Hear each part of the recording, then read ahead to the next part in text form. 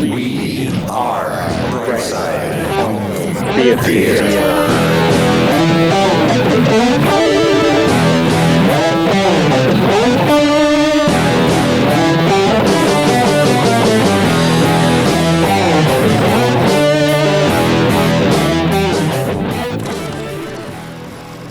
Hey, home theater nerds, welcome to Brightside Home Theater Podcast. The Home Theater Podcast, it's all about the experiences, the sights, the sounds, the scenes.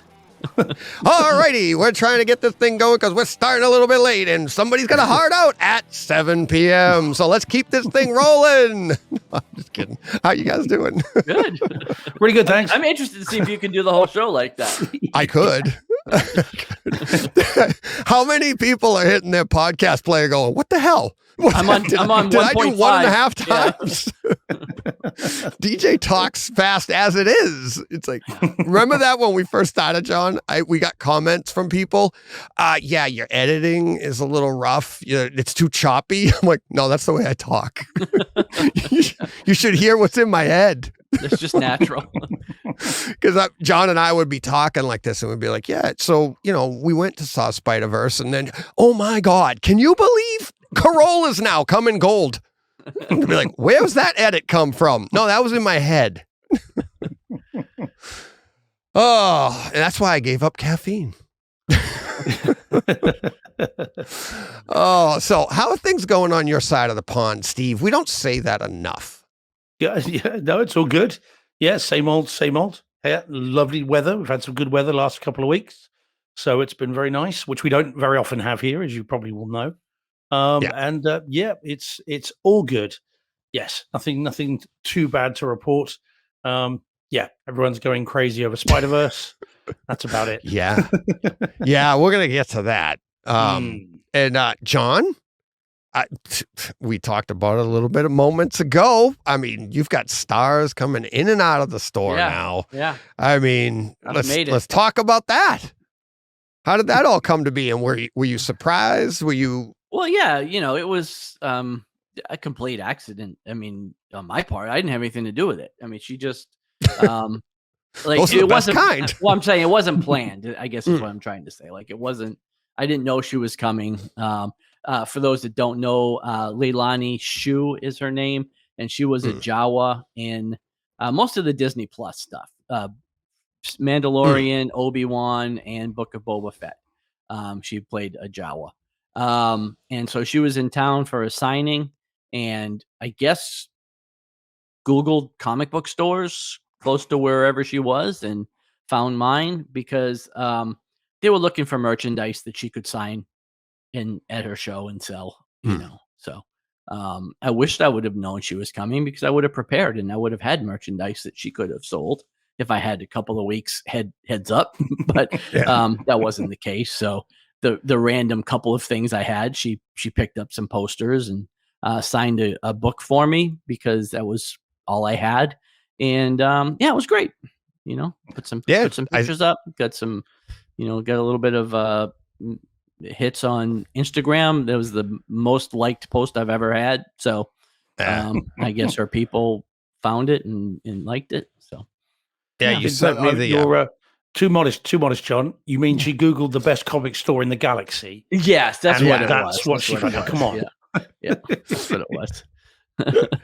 And she traveled all the way there. Yeah, from a galaxy far, far away. Yeah, exactly. But it was the closest one within sort of 12 parsecs. Yeah. So it's I like how which is funny because actually from either airport she would have flown into, I am not the closest store. So I'm not quite sure how she found me. I'm not the closest store to the hotel she was staying at or the airports. So I'm glad she did. And I might not have been the only place she went. She might have gone to a couple of places looking for stuff. But I follow. You were her favorite. Well, I follow all the stores in the area, and I didn't see anybody else post any pictures or anything about it. So I don't know. Maybe she's a Brightside HT fan. Maybe. Yeah, maybe. That's she wanted to visit the man, the myth, the legend. That is That's right. Papa Cirque. That's right. Papa Cirque. Yeah, I was going to say, she even signed her thing. She Houdini. She wrote it right on the book. And No, was I don't like, know. I can't read what she wrote, to be honest with you. I read it through the picture you sent me. Could you? It's Utini right at the Oh. top, because then you said it. I thought you knew. Well, I that's said why. it because you asked me if I spoke Jawa, and that's No, the I only said, word did you I get know. a translator? Oh yeah. That's No, right. you And I just said need no. someone I that speak. speaks Bachi. I speak fluent Jawa. Yeah. Yeah. And I said Utini. Right. That's the only word I know. Utini. Yeah. Do you reckon that Perfect. says that in the script? Jawa says, Yeah, I don't "Utini." know. Or it's just improvised by one of those kids or whoever Improvised. that was running around. Oh, yeah. So that was pretty cool. Yeah, that it was neat. exciting. Yeah, it was Yeah. interesting. Yeah, it Good was for neat. you. I was Good glad I for was you. there, because I mean, I take days off, and Yeah. again, I didn't Usually know the she big was- stuff happens when you're not Yeah, there. always, always. Like, if I take a Saturday off, something happens, or Big sales. whatever. Yeah. So, Cool. I was glad I was there. Yeah, but John isn't the only person who's had visitors this week, though, is he, Deej? You've had visitors as yeah. well. I was like, who did I have? And Dan's going, me. Yeah. I was like, yeah, that Utini. was Utini. Yeah. Dan's a little taller. Yeah. It's a bigger individual. Yeah, Dan's like my height. Yeah, that was awesome. It was just, and did you get to hear either of the recordings or anything, or towards no, the end? Not today. I haven't. No, it wasn't available until about 4 p.m. here, and by that time I was back home and busy. So yeah, I'm aware it's there. I'm looking forward to checking it out. I am working on that. And when I say that, all I can do is talk to Martin and say, fix this. But yeah, it was late. It was about Yeah. it was well after noon, anyways. Right. Before I saw it. But like I said, it's always on the website. But when we recorded, I told him towards the end of the podcast that we recorded, I was like, now I'm going to come clean and be honest and be like, yeah, I pretty much took the day off from work that he showed up, because he came here for like 4:30. And I'm like, I cleaned everything. I got the house ready. I got all this. And I went out and I bought all new candy for the thing and everything. I put popcorn in the popcorn maker. I made everything. Well, it's not cheap. It's the reason I needed to do all that is because we use it, right? And it's gone. So I wanted everything to be fresh. And then, like a donkey, you're just so excited. I don't know how to do this stuff, right? And he goes, he says in the podcast, he goes, I wanted some candy. Those junior mints were calling my name. I go, you should have taken some. And he goes, you didn't offer them. I'm like, oh yeah, I probably should have said, take whatever you want, but I didn't say it. We were just, and you can hear, we just had a blast. And we recorded the whole thing. I was showing you guys the gear that we were using, but that was a lot of fun. What we know, Deej, is that you're not a good salesman for, add-on sales. You had your chance to, recoup a little bit of cash with the junior mint sales. 12 Sell those bucks a junior box. mints. Yep. Yeah. He gets out of his truck and he hands me that, you saw the wood burning thing. And I was like, oh my God. I'm like, that's awesome. And I was like, how did you do this? And he bought a laser burner. And it's, so he can just put the thing in and it'll burn it for you. Cause I've been wood burning since I was a little kid, and I've done it even recently. And I was like, wow, you got a steady hand. He goes, no. It's just lazy. So he's like, yeah, welcome to Brightside Home Theater. It looks pretty cool. Yeah. So that's on display right outside the theater room. I've got some clients that do wood burning and they end up getting arrested. Yeah. But it's fine.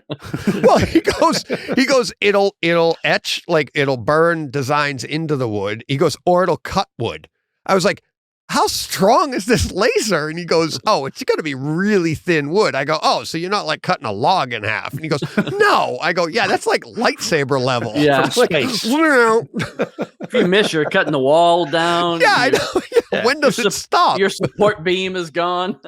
Yeah. Strapped, Jen has got you strapped to a table saying, do you expect me to talk, Jen? No. Goes right through the floor into the basement. Yeah. Whoops. But yeah, I had a lot of fun. So looking forward to doing more of those, getting out and seeing more people and stuff. But yeah, that was a blast. So yeah, Houdini. So, but I'm gonna lead the show off like we did last week, similar to the HT guys. It's just kind of become the thing. You buy a box of popcorn and you leave a pop. They have a $25 limit. We're not that picky around here. If you buy them a $25 cup of coffee, you get your comment read. You just buy us a box of popcorn of any size, you'll get your comment read right at the front of the show. So we have, this is from Steve A, and the title of this is a box of or popcorn is on the way. And he says, great show this week. The new 2-hour slot works well for me to try to join live, but I certainly don't want to overplay my chats, as I do hope there's time to get through all the viewer contributions. Oh, that's the comment. There we go. I'm not going to further debate the value of the Kaleidescape. If I was 20 years younger, I'd probably be joining you. I admit to be more into the audio side of HT than video, so it's always hard for me to talk about blooming, crushed blacks, HDR plus, etc. But happy to learn what drives others. Just finished Train to Busan, an interesting movie. I'm not a big zombie guy, but the picture was engaging to the end. I really need to pay more attention when watching foreign language flicks. Steve. So, what are you giggling about over there? Well, he talks about how he's more of an audio guy and then just talks about the picture.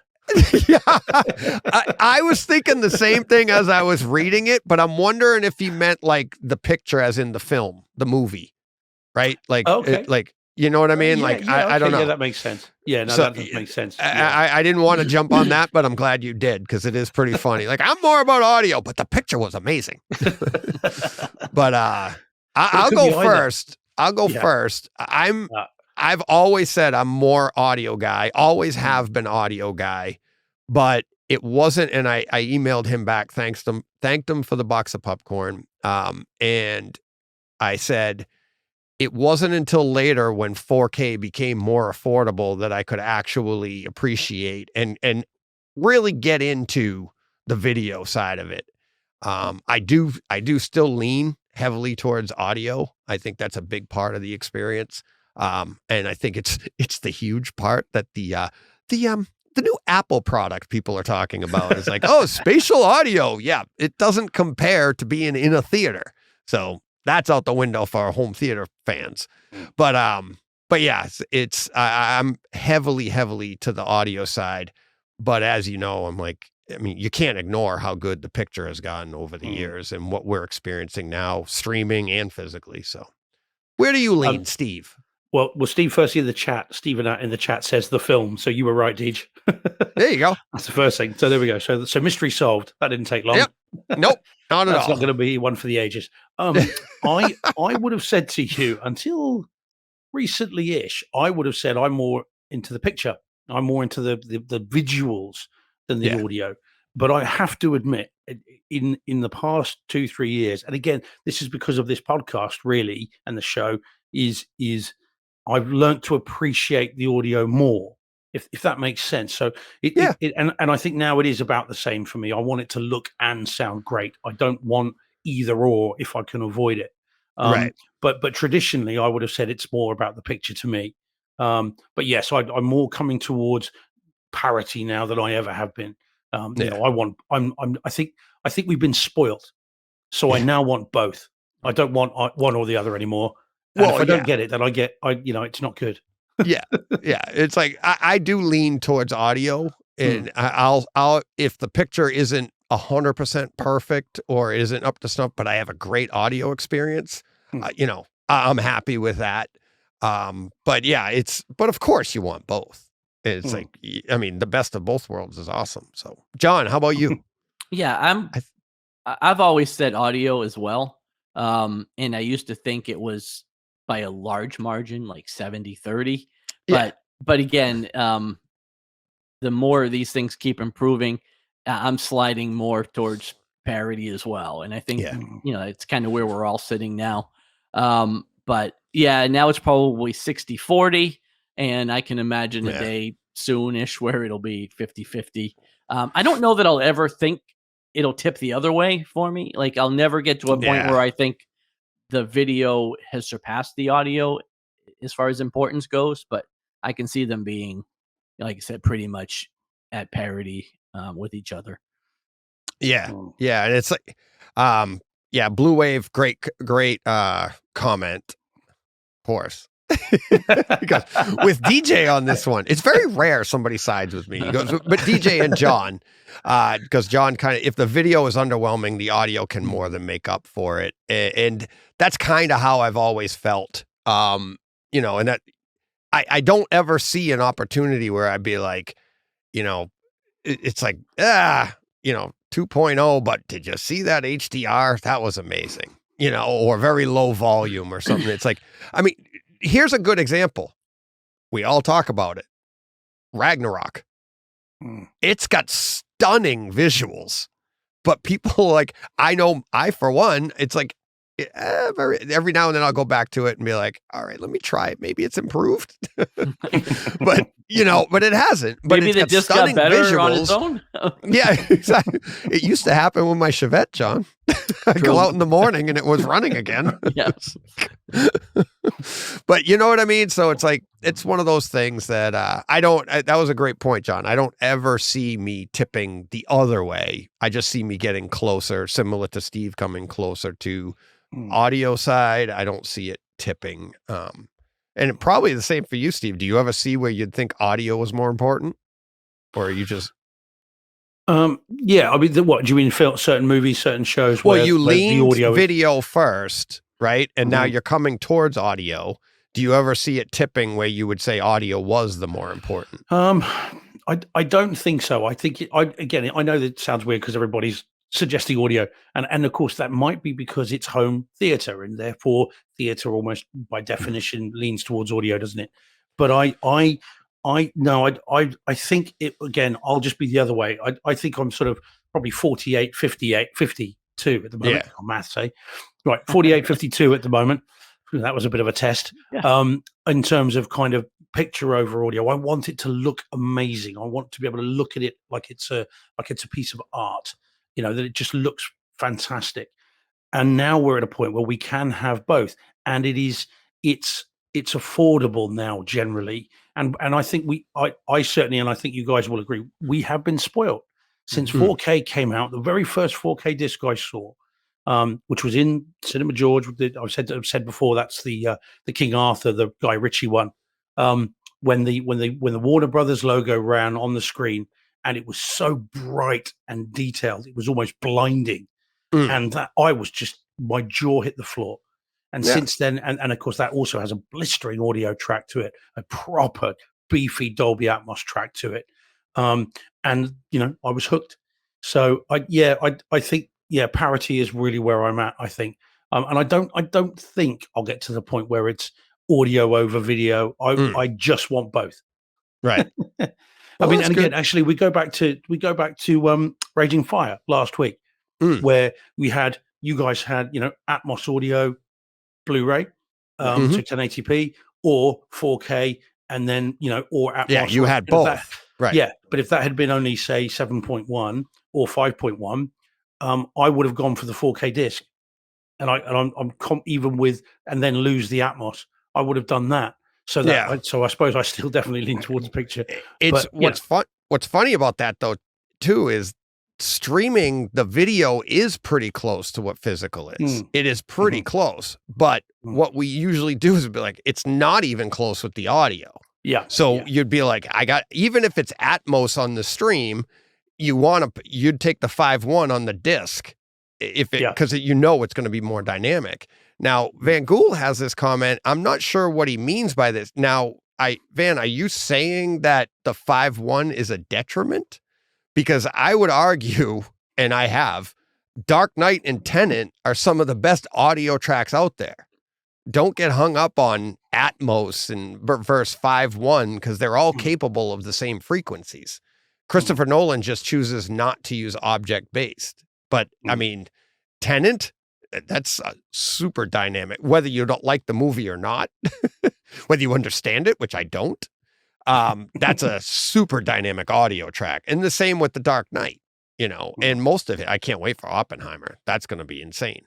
So, but those are amazing audio tracks that do add to those movies. So, but I'm not sure, maybe he was saying that, like how good they are. I don't know. Yeah. But we are, we are in the halcyon days of home theater where we no longer have to Right. choose between the two. We can, and there are, you and I, all three of us could probably rattle off 10 discs now, and all different. I'm not going to say we do it, but 10 discs now where you've got both. Looks great, sounds great, and you don't have to choose. And and those are always going to be the discs we lean towards. So 10 of the dialogue's hard to hear. Yeah. That's his choice. Nolan said that. He's done that. He did that on purpose because the purpose of the movie is to just be following. It's like you're supposed to be into the movie, and it's like you're like really focusing on it. But yeah, that has nothing to do with 5.1 versus Atmos. That's a artistic choice. So, all right.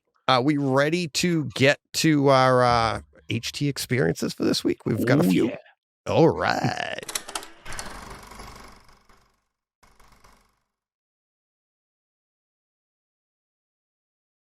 All right, boys. What do we want to lead off with? Dealer's choice. Dealer's choice. Bring us up to date, Steve. Ooh, okay. Well, I'll do this super quick then because we are a little behind time. So this is talking for that those, fast voice. Yeah, that's it. Yeah. Don't tempt me. I do occasionally lapse into that. So House of the Dragon update. We should tell you what, Deej, bear in mind we've got a few more to watch and a few more weeks it'll take me. You need a sounder for this. Steve's House of the Dragon update. There we go. Dun, dun. I gotta get a dragon roar or something. It's like what we did with John with his when you rewatch Game of Thrones. Yeah, every week we had another update. Every week I had another season or so. Yeah. So now this is episodes 3 to 5, which I watched now. So yeah, halfway through. Excellent is what I would say. Really, really enjoying this. Looks great, sounds great. There's a lovely little bit in episode 5 where two dragons come at the screen and they both swoop from up high to down low, and they come past the screen. And on both of those, you can hear it go from the far distance right to the back of the room and beyond. And it was such a cool effect. Not quite enough to make me duck, but it was the swoop was fantastic. That's a shame. Yeah. Well, they didn't come over the screen; they came to the side of it. Right. But it was such a cool effect. And yeah, no, it's really, really good. So I'm really enjoying it. This is a great series. But haven't yet got to the problematic bits. But I'm. I think that's episode 7, but you probably won't notice them as problems. You'll just see how good they are and be like, I can see why it's a problem, but I think you'll just really enjoy them. Yeah, it is good. I think, isn't there a time jump now between this and 6? Next episode, yeah. Yeah, I thought so. Yeah, 10 years or so. Yeah, so do they recast the female characters but not the males? Only 2. They recast 2 characters. Yeah, a little bit naughty in this day and age, isn't it? Yeah. Anyway, that's it. Yeah, I thought they did well with it. Well, but by now you're really attached to the 2 actresses you had, and then it's a little jarring when it switches, but you get used to it. Yeah, I'm looking forward to it. But it's really cool. I love how this looks and sounds exactly like this is Game of Thrones season 9. Right. It's just straight. It looks so well done. Because if you think about it, they could have very easily stripped back on the budget for this because they're not going to know whether this is going to work or not. And you could see HBO going, well, we're going to give you half the budget for season that you've had for season 8. And yet if they have, you wouldn't know it. It looks absolutely incredible. So yeah, really, really pleased with this. Probably had the same budget or more.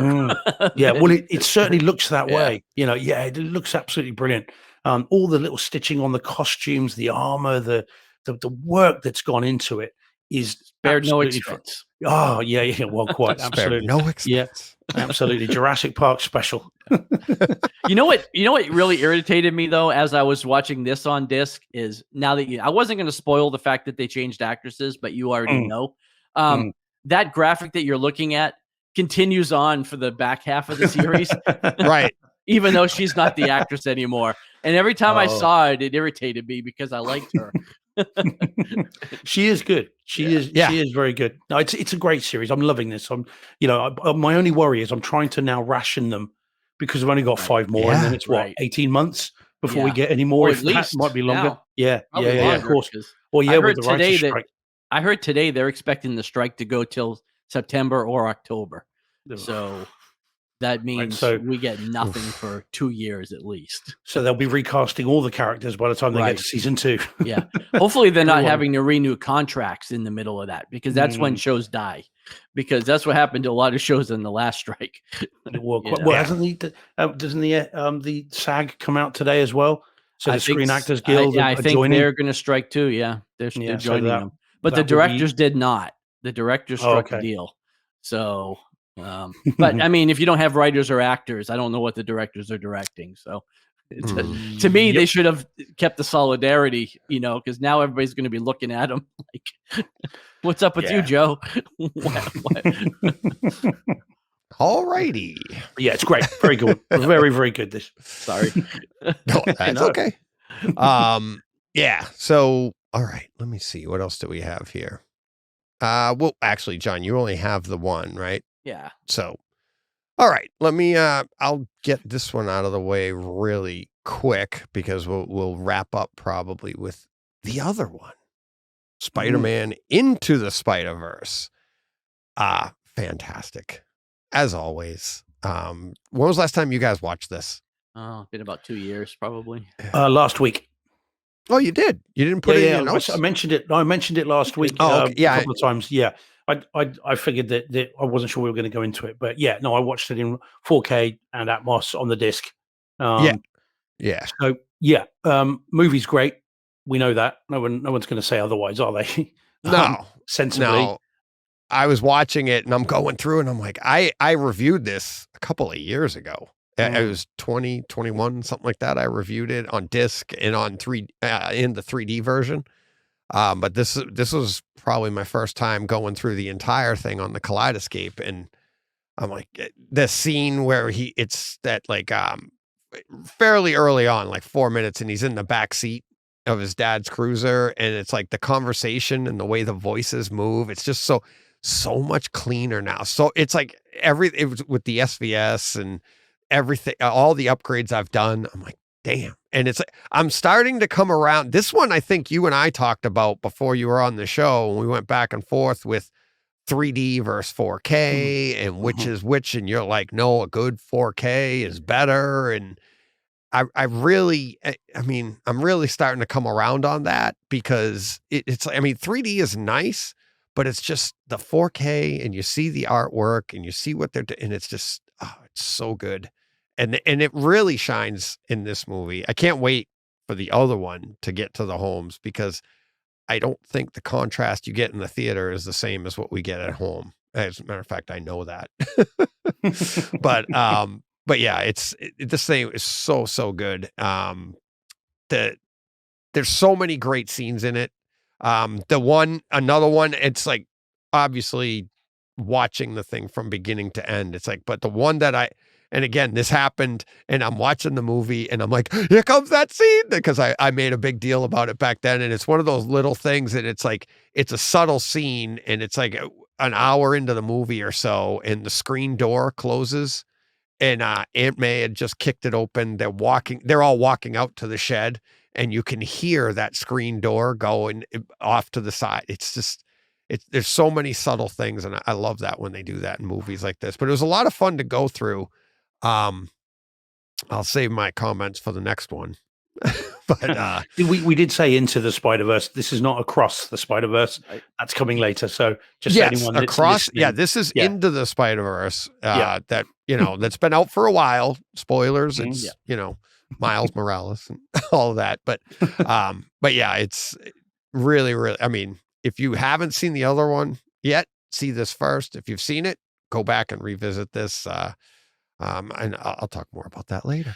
Just before you get rid of that graphic, Deej. Yeah. Turtle Odyssey comes with it. Oh, yeah, does it? Right. Yeah, it comes with the Kaleidescape. Yeah. Yeah, it's that's one of those You didn't need to make IMAX space enhanced or anything else. Yeah, exactly. Yeah, it's such a small file. I've just never taken it off because it came with it.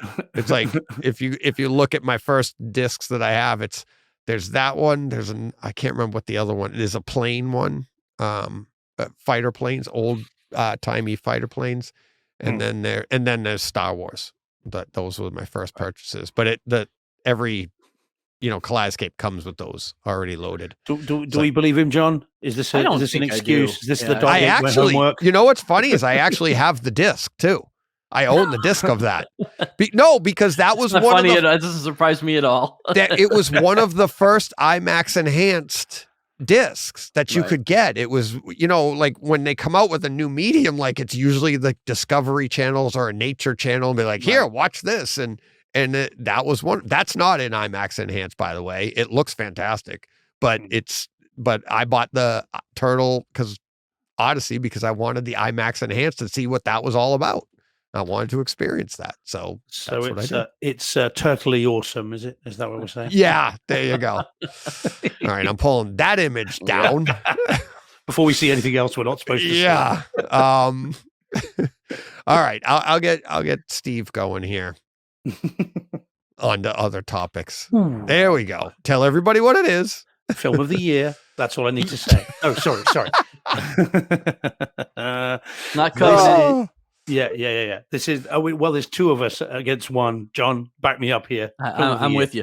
Yeah. Film of the year. So this is Cocaine Bear. That title again. In 4K HDR, but only DTS HD master audio. That's a shame. But that doesn't matter. And I'll tell you why in a minute. So film is great. Loved it. This is my third time round with it now. But first time in the cinema room properly, and in 4K. And it's just as good, if not better. The more I watch it, the more I enjoy it. And I really enjoyed it the first time. So it's great. All kinds of little things I missed first time or second time. I'm now seeing now again, lots of little things, little details that I've missed. So film holds up brilliantly. The 4K is, as you already know, Deej. All right, but the 4K is beautiful. It is stunning. You talk about 3D and 3D movies. This thing looks 3D from second one, where you get this. You've got actually, that's not strictly true because there's a little bit of a plane thing in night first. But as soon as you see the first clear daytime shot, this looks like looking out of a window, and it never lets up. You can tell it was shot at 4.5, 5K, because it just looks phenomenal. And I put 4 pictures up on Twitter of the first 5 minutes because it just was like shot after shot after shot, looked amazing. So this is exceptionally good in 4K. Sorry, John. Yeah, I'm sorry, man. No, I know. I wouldn't say it if I didn't mean it. I mean, it looks absolutely phenomenal. And also, what I was surprised about is how well the effects held up as well. Bear in mind this is a CG bear, and it still looks great. Yeah, but bear in mind how difficult that would be to do. If you think about it, it could look really fake, and yet I think it holds up really well. Yeah. So that's great. Now the audio. Okay. So we talked about 5.1 Dolby Atmos and the differences between the two. Now bear in mind this was 5.1 up mixed to Neural X, and it sounded to me, might be biased, sounded to me like a Atmos mix. Yeah. Because there are numerous times in this where things subtly creep into the overheads, where you've got movement around. In one particular scene, where there is a character being munched in a tree, and what happens is the camera cuts to someone else, and you can then hear. I mean, gross, but it's great. Is this? You can hear munching going on above you and to the side of you on the wall. And I put it back a couple of times, and luckily the scene cuts back and forth 2 or 3 times anyway, and it sounds fantastically Isn't gross. that great? Yeah, you can hear the crunching and the snapping of the bones and the sinews and everything else, and it's right here, to the right above you. And then you've got the noise of the general kind of stuff of the forest and everything else. The guns that all sound like cannons, even when they're small little revolvers, which is quite a fun thing as well.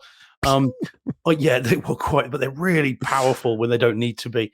And the music as well, and of course there's a lot of music in this. Also, just sounds great. So for the 5.1 mix matters not.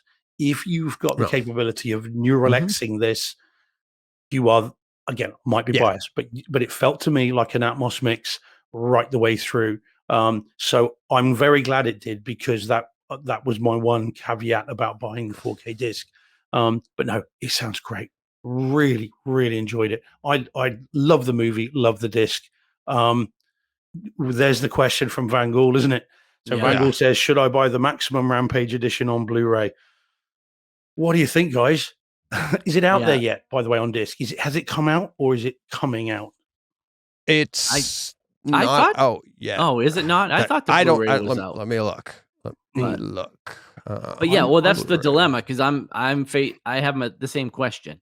Yeah. Do I want to pay the extra to import the 4K with the 5.1, or just get the Blu-ray with 5.1? Because the audio is going to be the same. Yeah. No, the Blu-ray's got Atmos, so you get Atmos. You get full Atmos. Maximum Rampage does not. It has No, I'd say it has DTS Master Audio 7.1. 7.1. That's right. Oh, I see. 7.1. Sorry. Yeah. Okay. Yeah. Well, So it's actually got a little bit better audio, but mm, again, we're going to mix it anyway, so you're not going to notice the difference. and it's such a playful sound mix as well. It's So great. the question Yeah. is going to be: is the Blu-ray video going to deliver the same as the 4K? And I would imagine not. But what's the difference? Because you're talking about a $20 to $25 price difference. Yeah. To import this thing is $40, $45. This thing in a month will be $15 on Blu-ray. Yeah. Yeah. Right. So It's really, It's $15 really right now. is it? Amazon has it for $14.99. Maximum Yeah. Rampage edition. I'm looking at it right now. So that's the thing. Is it worth the 25 extra bucks to get the 4K? Right. I mean, I wish I could say it was an easy choice. I mean, I think anybody in the UK, it is an easy choice. You should get For the sure. 4K. If you're in Europe, get the 4K disc, because you're not going to have to pay these crazy import prices and the thing. But if you're in the States, it's a really tough choice. I mean, I think probably, I can't imagine a world in which we get 4K here and the US does not. I Right. just can't see that. Yeah. And so I Right. just, it's got to be coming out there. It just has to be. Right, but that's the thing. And When would be? Are we Well- waiting for the 10-year anniversary? You know what I mean? It's like Cocaine Bear 2. you'd think we'd Time it's already have personal. it. There's no reason to not have it already. Yeah. Um, It not have it, and it's elsewhere, even in the States. But yeah, It's you're right, it's Digitally, it's out $14.99. in 4K, yeah, Mm. right? yeah. You can So it's stream really it in 4K. odd that we don't have it, but Mm. Yeah. I mean, yeah. Well, as I said, it's an easy choice over here because it's great. Boy.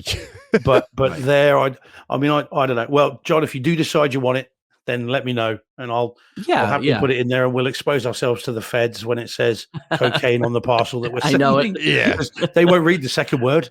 They'll No, just see it's- cocaine. I'll be lucky It if I is- get it. It is one of those things that we've talked about where do you need the Atmos? And obviously I experience it all the time because the discs will come with Atmos or DTSX, but then the Kaleidescape will have the 7.1 or the 5.1.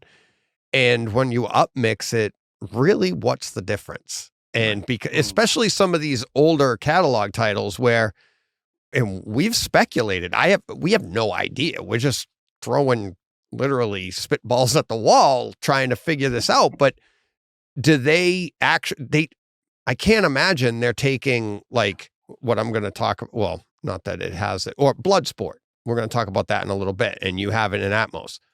I don't think they sat down with Bloodsport and retracked the entire thing with an object-based audio track, and said, we want this sound. No, they just run it through the same process that our receivers do and upmix it and label it an Atmos track. And that's, so they're doing it on their end, or we're doing it on our end. And very similar to what they do with streaming, they'll tell you we're streaming this in 4K, like a sporting event. They're shooting it. They don't have 4K cameras at the stadiums, right? So they shoot it in 1080, they upconvert it and stream it out as 4K, which is what your television does in the first place. Right. So which is which? It's like, so it's one of those things that it's like, are their processors better than our processors? And from our experience, every time you and I talk about this, or we talk about this, we're like, I can't tell that this sounds amazing. You get all the overheads, you get all the perfect placements. I just think people get hung up on that moniker that, that Atmos or DTSX. And it's like, oh, that's going to be great. I see people all the time like, oh, DTSX is so much better than Atmos. I just wish there was more of it. Well, that's why you think it's better. It's very rare.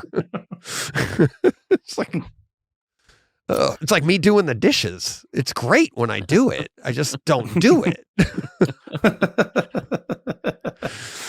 Yeah, it is tricky with this one though. I get that. And as I said, John, honestly, if you do decide to pull that trigger, mate, just let me know, and I'm more than happy to go get it. Right. I can have it in the post to you same day. But yeah. I wish I could say. Part of me was hoping that maybe it didn't look that great. Maybe it looked like just an upmixed Blu-ray, and then it's an easy choice. But 5 minutes in, to be fair, you'd have to see the Blu-ray. Yeah. And you have, you know what I mean? Like, did it come with the Blu-ray? Yes. Take a look. Yeah, take a look. Report back. True. Yeah. You can take a look. Take a look. Report back. Let me double check. 2 seconds. Let me double check. Oh, here we go. No. Yeah, it does. Yeah, it does. Yeah. And is the Blu-ray in the 7.1? It just says DTS HD. Yeah, no, it's not. It's DTS Master Audio 5.1. That's weird. So it might not even the same mixes. Blu-ray. Yeah, it might be a different mix. That's odd. No, I don't know. And it's also called the Maximum Rampage Edition. Just to be really bloody confusing as well. So it's same as the Blu-ray. So Paul's got a comment. Paul Hurt, our professional sound mixer over there, says a certain major music festival I used to work on was advertised as 5.1, but they wanted me to mix it in stereo. Then they were going to use an up mixer for 5.1. Right. It's like, okie dokie. So, I mean, but then the people on the other end are like, this 5.1 sounds great. Right. It's like, enjoy the experience, people. Don't get hung up on labels. Yeah. Well, quite. Yeah. And I was talking more about our podcast, but. But it is frustrating though, isn't it? I mean, again, first world problems. But still, it is a little bit frustrating. Well, it's like, you're gonna talk about Bloodsport in a minute. That's $70 for me. From Germany to get it in 4K. Yeah, to get that disc from Germany, it's $70. Yeah, and it's like, man, I love Bloodsport, but I don't know if I love it. You would be angry. I don't like it more than Lawrence of Arabia. Well, actually, I do like it more than Lawrence of Arabia. Oh, no, you don't. Wait till we talk. Yes, you do. Yes, you do. Yes, you do. I don't know. I'm on Steve's side, DJ. You're not going to talk me down. Wait till you hear Steve's side. I'm not talking you down. I liked it too. I love it. It's fantastic. But I love Bloodsport. I've seen it. Right. And that's what I'm, John, I know how much you love $1. I do. Mine's 70 of them. All right. We'll get to it. All about We're the having gorgeous. Too much fun here. Too much fun today. Do you want me to do my one single before you, John? Why don't you go? There you go. You haven't. I don't have a ton to say about this. I know that means Steve said we could talk forever. I guess we could, but this is Scream 6. I saw it on Paramount Plus, I believe, streaming 4K HDR. It did have Dolby Atmos. I watched Scream 5 recently. I had never seen either one. Hadn't seen this either. I liked it quite a bit, though. I know opinions are mixed on this movie, but I actually enjoyed it. I thought the stream was pretty decent. Again, the video was pretty good quality, and I thought the Atmos was okay. It had its requisite, creepy sounds and jumps and things like that. I'm sure the disc is a lot more dynamic. But for something that I wasn't quite sure I was going to want to own, I just wanted to see, I was happy with the stream overall. And yeah, like I said, I enjoyed it. I was partially right on the killer on this one, but I didn't figure the whole thing out. Which I was glad that I didn't. But I was right on at least one of them. But yeah, like I said, overall, if you haven't seen these movies and you like them, I think this one was a worthy follow-up to Scream 5. and possibly a Scream 7 if I read the ending correctly. So I don't know, Steve. I can't remember whether you said you liked it or not. I saw a screener, so I didn't. I Okay. saw it. It was 1080p, but it was a very good quality Yeah. stream that they on this disc that they provided. So it looked really good, but the sound was only 5.1, and on this one it was it Right. wasn't that great. And I Wasn't watched it good. in the front room. I didn't see it in the cinema room. Okay. So so I can't speak to the picture or sound really, although I'm looking forward to seeing it when it comes out on disc. Right. Yeah, I was a little mixed on it. Yeah. I enjoyed it. I a bit like you. I did enjoy it. I think 5 is better. I do too. Yeah, I do Yeah, too. but it was okay. It just at times it was a bit too Scooby Doo, and they always flirt with that anyway. But in Right. this That's my particular one, little interjection here. That's Yeah. my newest, my first grand pup. Meg and Greg got a dog, and they named him Scooby-Doo? Scooby Doo. Nice. Yeah, he's named Scooby Doo. He looks like Scooby Doo too. He's got a huge head. It's adorable. But go ahead. Sorry, you said Scooby, and I went, "Oh, I love Scooby." That's it. So when they feed him, do they give him Scooby snacks? That's what I want to know. Pretty much. Yeah, He's Next one's awesome. got to be Scrappy. I did dig the subterfuge at the beginning of the movie when the young lady on the screen was killed, and instantly the killer was revealed. Yes, with their face, and I was like, well, and then of course other things happen, but that was unusual, wasn't it? That was it quite a was. nice I was little- kind of little- like, well, they just put it all out on Front Street here, but so that was interesting. Yes. Yeah, what I found was a little bit problematic for me was that there were characters that seemed to get stabbed a lot, and then they were death's door, and then the next scene they're fine. There was definite plot armor for some of those guys. Yeah, it just once or twice, and as it got on, that became a little bit more of a problem. But Right. but no, it's fun. And look, the disc is out here, I think early July, and I'll be picking it up for sure. I mean, I've got 1 and 2 in 4K, 3 I don't like, 4 is not great either for me, and then 5 and 6 I've got 5 in 4K, and I'll get this one for sure. And I think I'll enjoy it even more second time. I think it'll be a good disc, honestly. July 11th, it's out here. Oh, there you go. So I think we've got it. Yeah, I think we get it. Might be on the 10th and the day before. I think it's something like that. But I'm looking forward to seeing it again. I must admit. I haven't seen 5 yet. I can't believe they came out with You're a 6 saving it, though, before aren't you? Yeah, but I keep saying that. But I'm like, oh my God, 6 is out, and how did I miss even just watching? Because I love the Scream series. Yeah, it was like you, something- Steve. It's like they got a little bit bad in the middle, but I still like them. I mean, they're fun. They're fun. You know, I had a massive issue with Scream 3 because there's a point where the electricity is cut in a house. They yet shoot can it in still Spain? No. I'm trying movie not of the to keep year. telling You're people taking that. right out of it because you know where it is.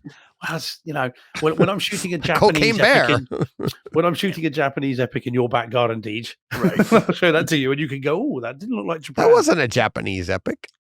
No, It was a but it's but it was an analogy, DJ. Yeah. Oh, I went literal. Yeah. I was like, huh? You've thrown me now. I forgot what I was saying. Yeah. Yeah, whatever, something like that. But no, I know. Yes, so they cut the electricity in the house in part 3 for some reason, but they're still receiving faxes. So I haven't quite figured out that they get a fax Phone machine lines. after the electricity. Phone is cut, lines. and I'm like, That's what. Yeah. Yeah, but the But fax they machine's still had to electronic. plug in electric, Yeah. though. Yeah, They still had to have electricity. So anyway, but and that's the one that Jay and Silent Bob turn up in is number 3, albeit very briefly. So yeah, 3 and 4. Spoilers. Yeah, Patrick well, Stewart in it too. Well, our time. So There's but people yeah, no, out there, Steve. It's worth seeing. It's worth seeing. I think you'll enjoy 5 yeah. and 6. I think you'll. Oh, you'll I do like it. too. I do too. Yeah, put them on the list for Halloween. I'll probably.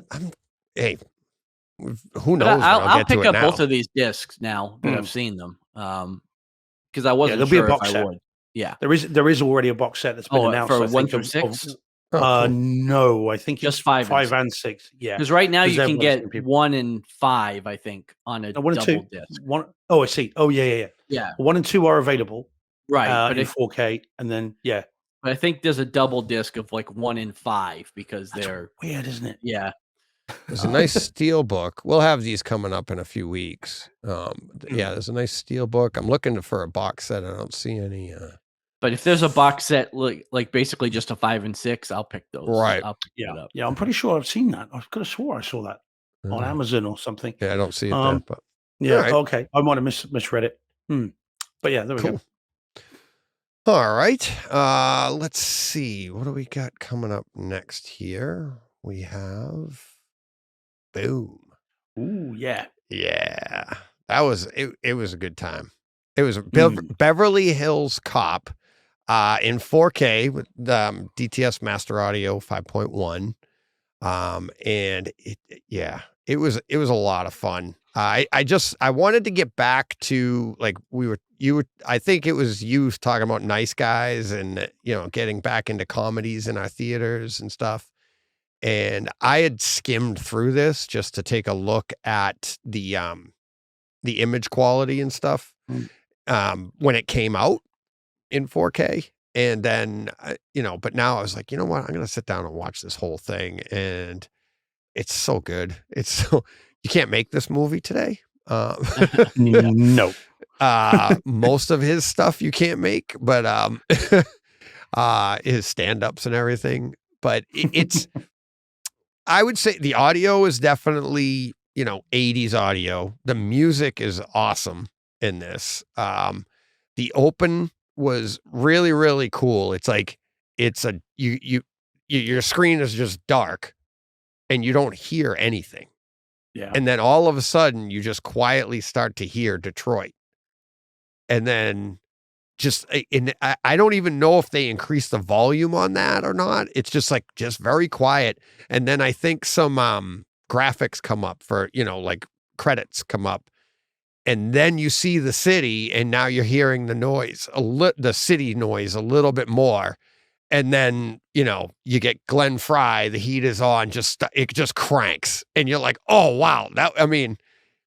It's not your big, Lucy opening, but it was awesome. It was really, really cool. And, but then what I liked, when was the last time you saw this, Steve? I've got the 4K disc. So I watched it probably whenever it came out, 5 months ago, 6 months ago, something like that. Have you seen it, John? In 4K? Have I? Oh no, I have. Okay. I seen it? Yes. Have I seen it? Oh, I know. Have I seen it in the last 25 years? No. I think you and I watched it together a bunch of times. Yeah. I haven't picked up the disc for 1 or 2 yet. So the movie starts out like the first 20 minutes of the movie take place in Detroit, as everybody knows. And, you see Patrick Stewart in the background a couple times. Right. But it looks nice. And you're like, oh, okay, you pay it, like look in the background, you could see the smog. So you're like, oh, the 4K HDR, it's nice. But it was like when they get to Beverly Hills and you see the vibrancy up a notch and everything, just everything looks nicer. I don't know if they did that on purpose with the 4K disc. I don't know if that's just because of the colors in the 2 different locations. That's what happens. But I found it to be very part of the movie. Like, wow, okay, yeah, Detroit's a little grimy. Beverly Hills, the way they portrayed it, especially their offices and stuff, the police offices, and you went through the police office in Detroit and you're like, the police headquarters, and you're like, oh, it just looked old school. But then you go to Beverly Hills, everything's sharp and crisp and clean, and the way they do everything out there. Even at the end, when they're doing the wrap up report that, you are lying your ass off. I love that line. Or when the police chief comes over and goes, what's he doing here? Bleeding, sir. It's like, Eddie Murphy's been shot. Just when they're saying all those lines, and just look at the lush greens and the flowers in the background, everything, it just looks awesome. But for sound, at 57 minutes, the dot matrix printers, remember, you could just hear them going all around there in the office there, off to the sides. It's not super enveloping. I didn't get a lot behind me, but I got a lot of sounds to the sides, off screen towards the front, came down into the room a little bit.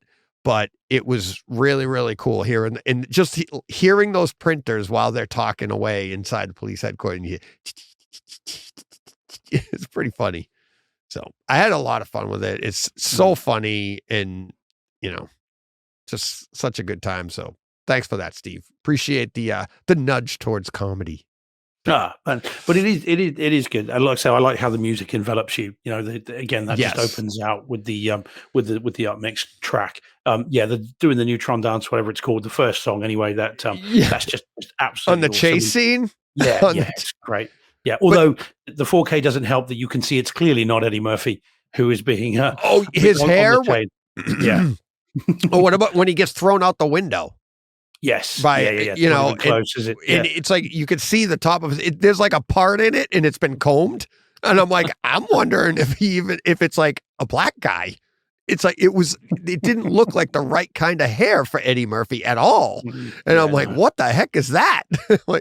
But yeah, 4K. It's kind of like the shark in Jaws. They weren't expecting you to see it was drawn on in Sharpie. Right. But yeah, are you going to pick up the sequel now? I already have it. I have them both. I have them both. I was actually going to roll right into it. I just didn't have time because I actually prefer the second one better. I found it to be funnier.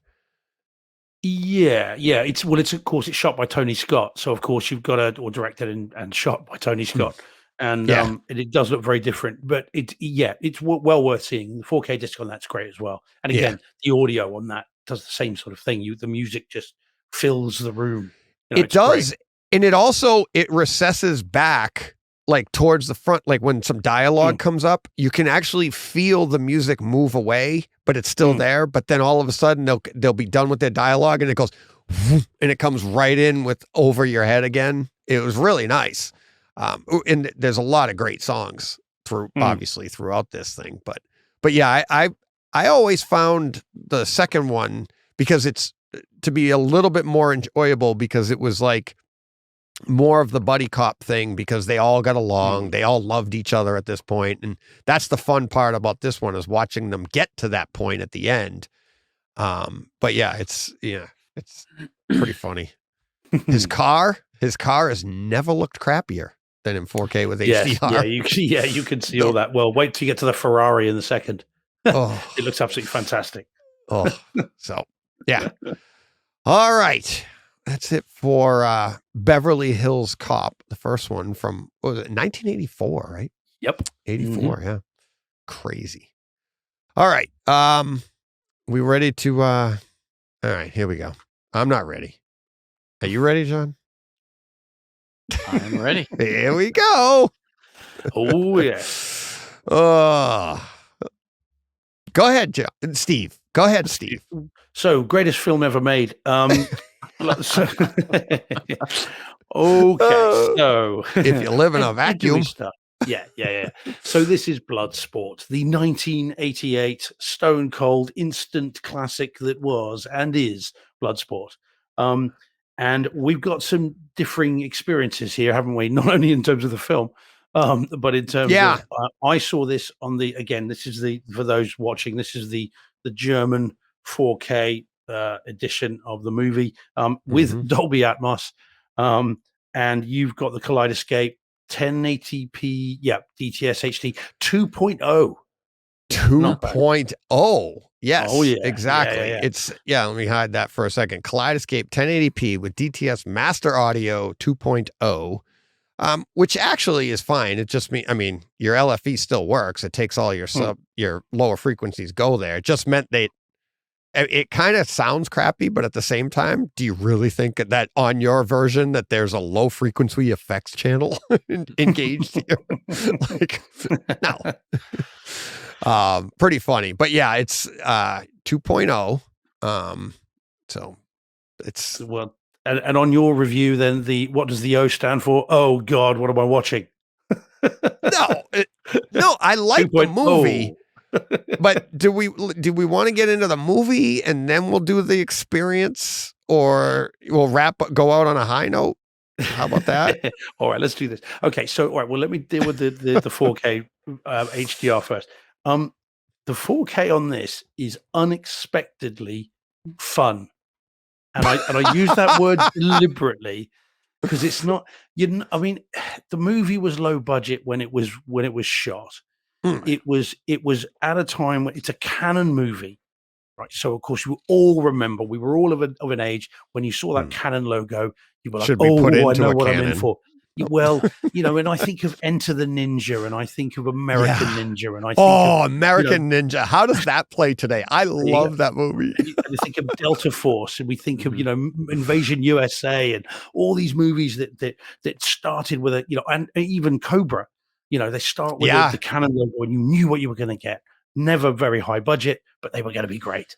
And so with this, so the HDR and the 4K is fun in as much as it reminded me of Roadhouse.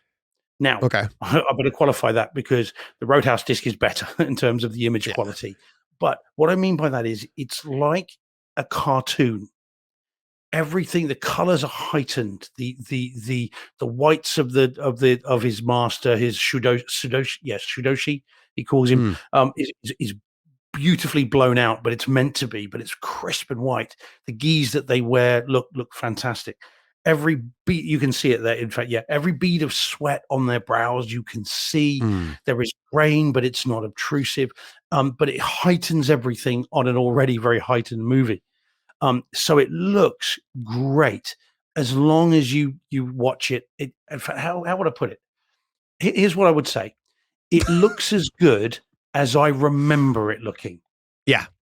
So now we've talked about rose tinted spectacles, and you suddenly watch something from years ago and it looks like crap. And you think, what the hell? This looks every bit as good as I remember it. so that's about that. That's as much as I can sell the 4K. Let me ask you this then. Did they clean up some of the artifacts and stuff? Oh, yeah. It's like the little white poppings here and there, because speckles are gone and stuff. Because mine, and it looks good, right? And this is one of the images that we watched a little bit of this with Danny Speakers, and he was blown away. He's like, "This looks amazing," and I'm like, "Yeah, but compared to other things right now, and I'm like, look at all the speckles." He goes, "Yeah, but," and then listening to him see it and experience the skin tones and the detail in the pores and the face and stuff. And I'm not even, I don't even get it in 4K, but I mean, it is a decent, it's decent enough looking. And that's a great way to put it, in that it's like, it looks as good as it's ever looked. As you remember, because you're like rose glass, like, oh, it probably is better than what we remember from back then too. I mean, to be fair. Yeah. Oh gosh, yeah. I'm sure if we looked at a print from 1988, it would look dreadful. But you know how your memory enhances everything. And so as I was watching it, I was it enhanced a lot. We'll get to it, but so it felt to me like I was back watching it again all those years ago for the first time, and the excitement and everything else. So it just looked great. And again, no speckles that I noticed, and I do notice those things. Again, more interested in the picture, and I didn't notice any of that. I didn't see any banding or any artifacting. Nice. There is grain, but it's fine. It's not swarming. It's not obtrusive. All right. I was really impressed. Let me lead off with the audio then. Yeah. Okay. I thought the audio, even though it was 2.0, I didn't know it was 2.0 when I first started watching it. I just put it on. I'm watching it. I'm probably about 20 minutes into it, and I'm like, oh, okay. I'm like, I was starting to, make my notes on it or whatever. And I'm like, oh, what? And I had to, I hit the little info button on the Kaleidescape. I'm like, it's 2.0. And then I went to, of course, I go to the Marantz app, and I'm like, let me see. Cause it tells you all your speakers that are, highlighted, like your Denon, John and stuff.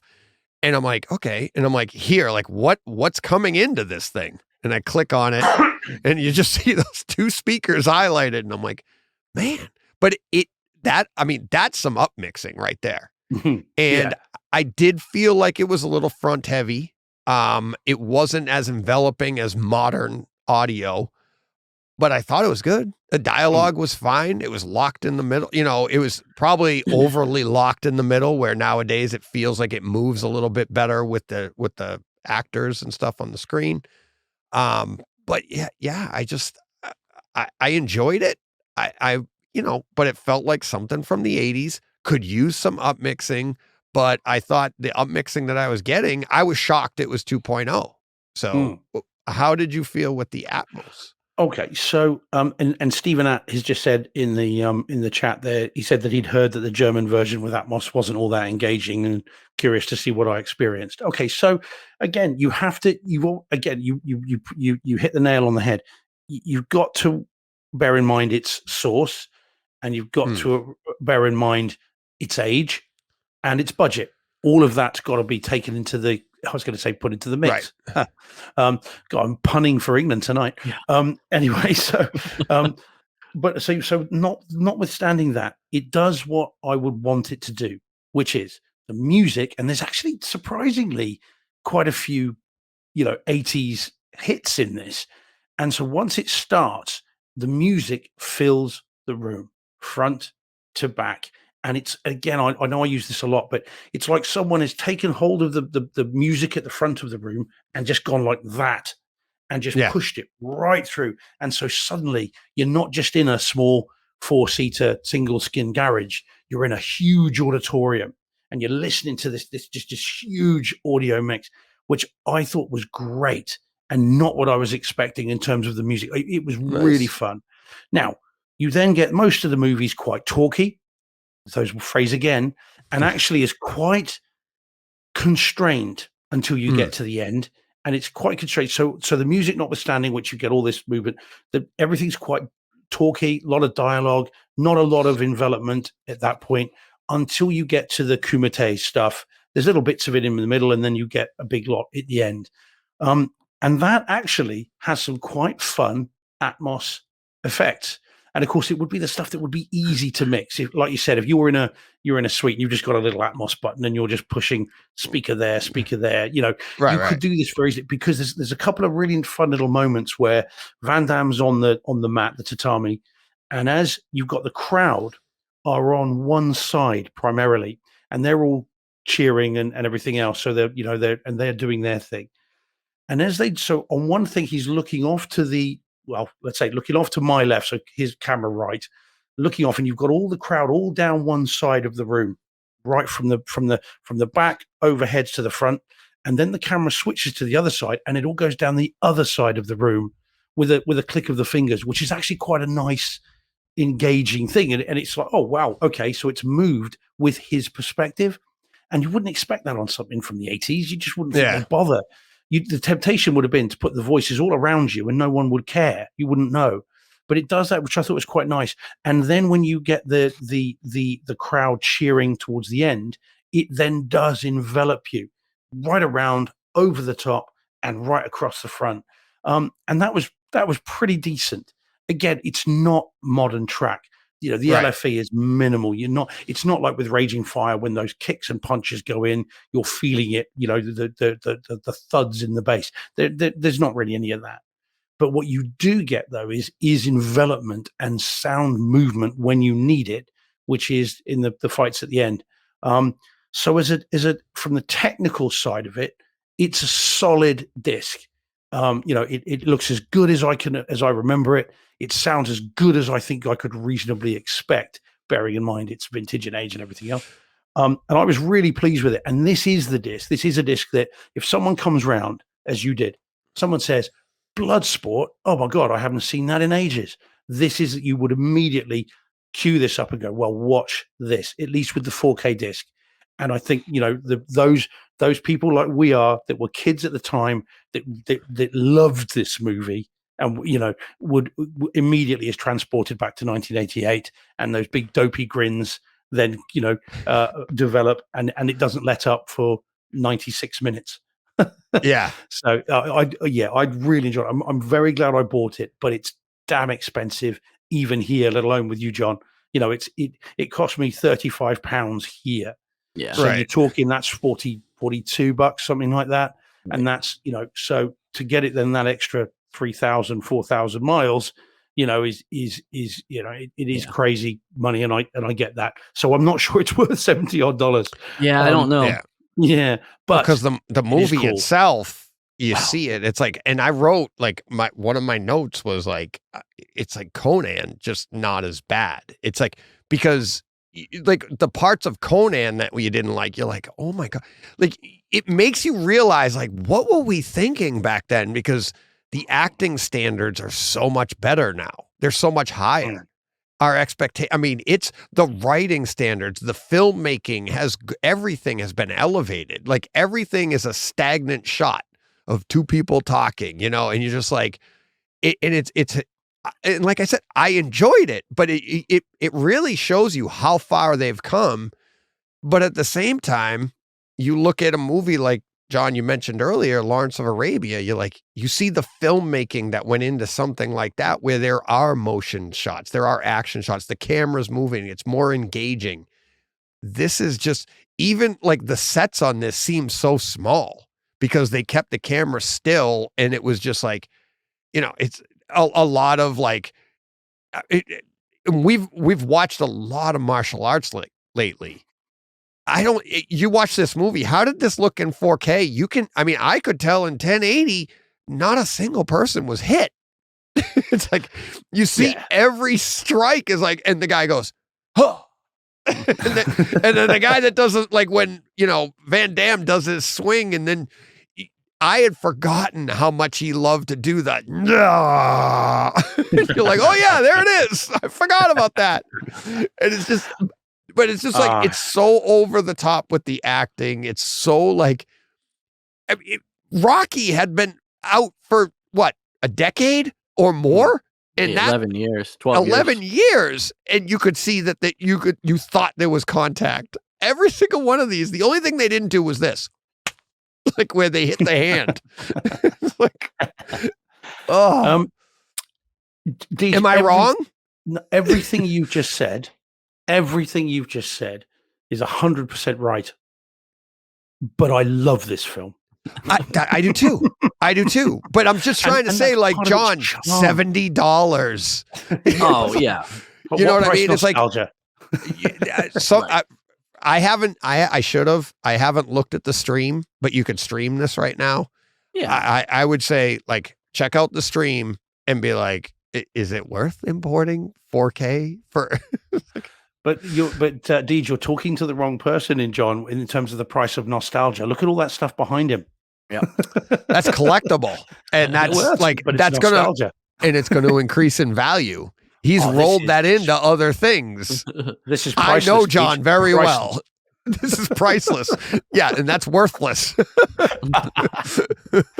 Maybe I'll trade my Lawrence of Arabia disc for this one. There you go.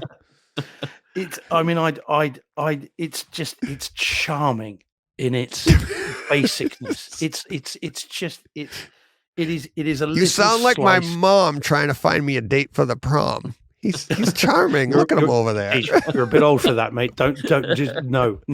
It's gone. But I know. I just didn't want to go with her again. I hope that wasn't Jen, and if it was, I hope she's not listening. No, my mom. Don't go with your mom to the prom. That's very odd. It was. No.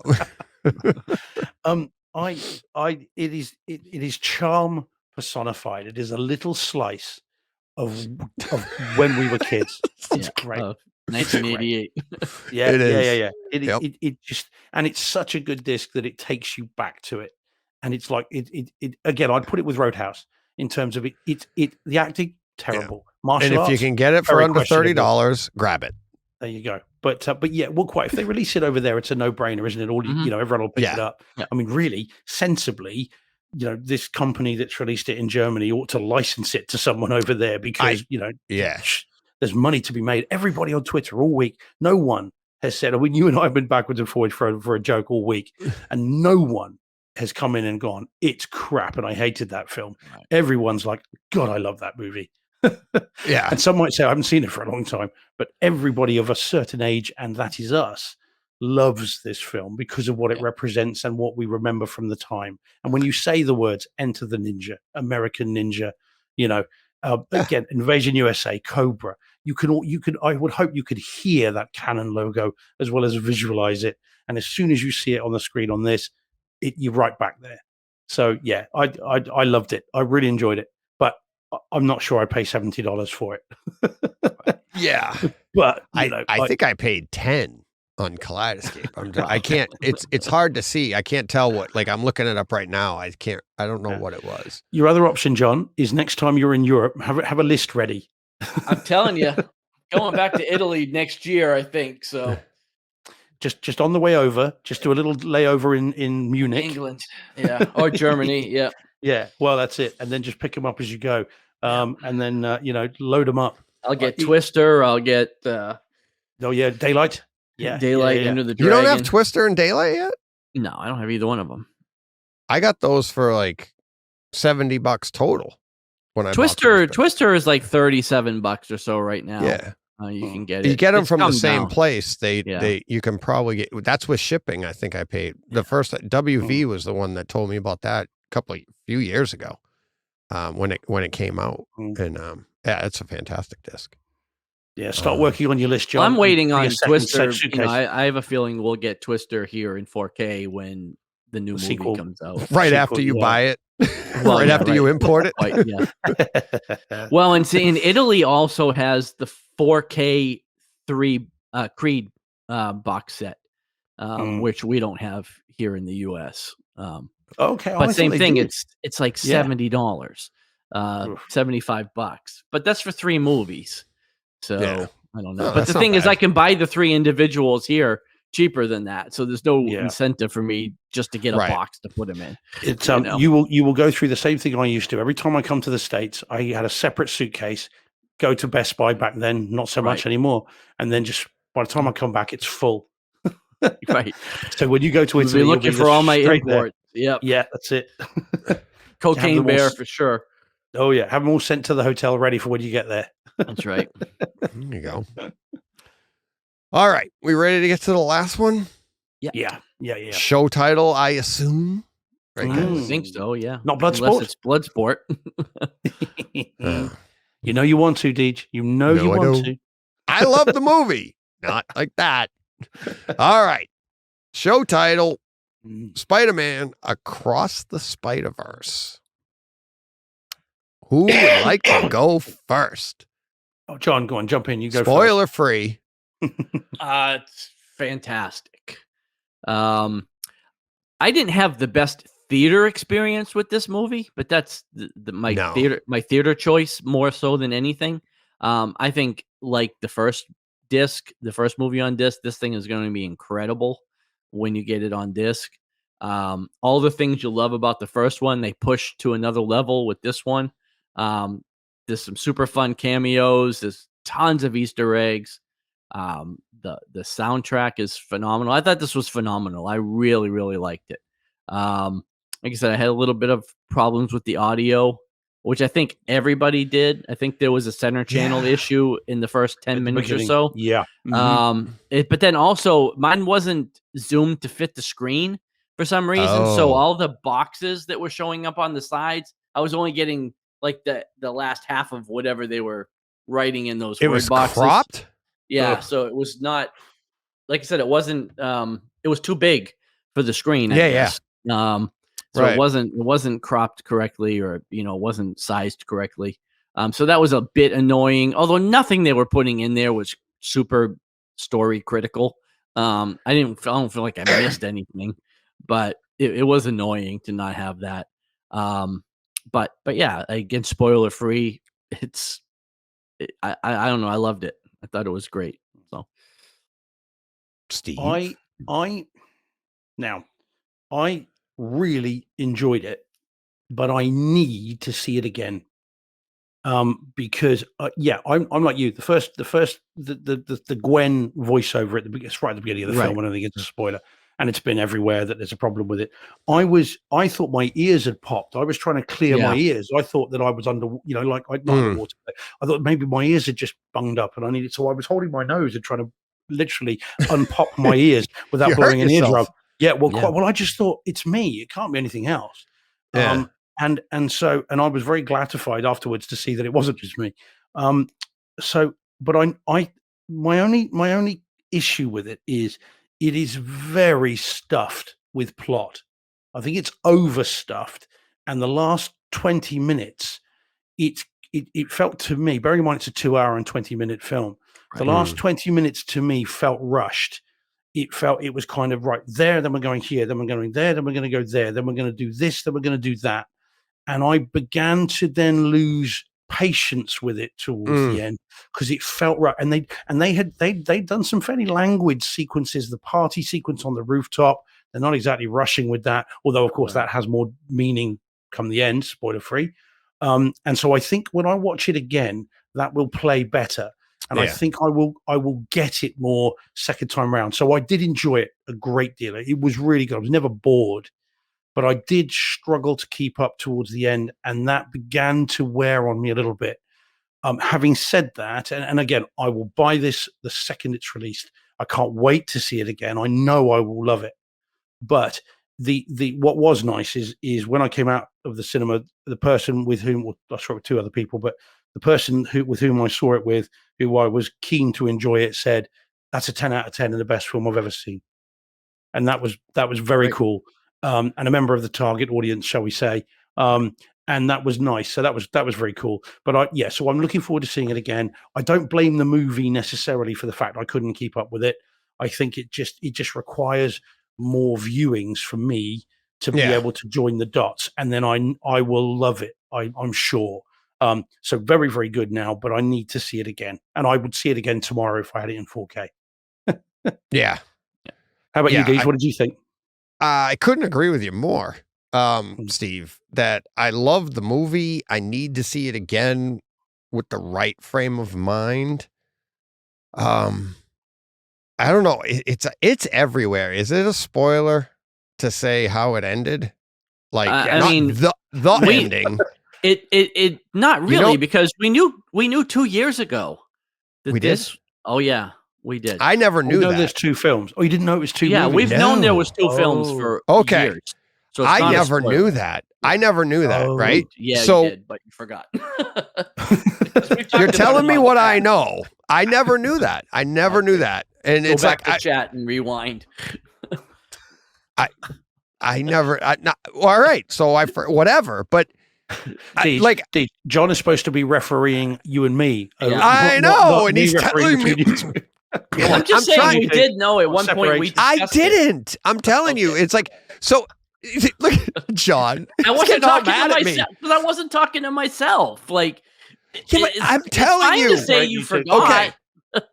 How long ago was that? All right. How years ago? So Dune, at least at the beginning, Dune part one. You know, that's all they had to do, right? And it's like I'm like, because what I felt, and now you might not like it, John, but this is what I felt. It's like a lot of like what Steve was saying. I'm done. Like what Steve was saying, I felt the same way, but I was like, it was like being a kid again in the 70s and 80s when they get to an end of an episode and you're like, they're not going to wrap this up in time. I had no idea.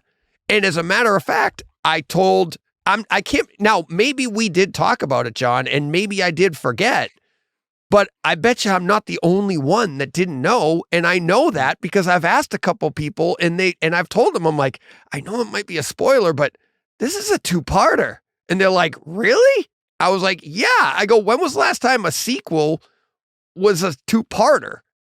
Like the first one stands on its own.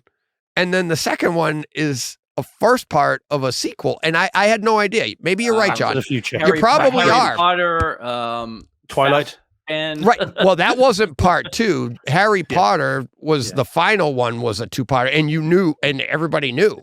Even in the title, it was in the title. This one isn't in the title. Yeah, no, you know, I'm sure lots of people forgot or didn't know. I agree with you there, but I'm just saying it was. That's what I mean. There. I just felt, and that's where you get the feel of like how Steve was like, it just felt rushed, and I really felt like they were like, oh, I mean, it felt like they were trying to make it one movie, and we're like, we really can't. We'll make it two now. And that's kind of how, and again, I loved it.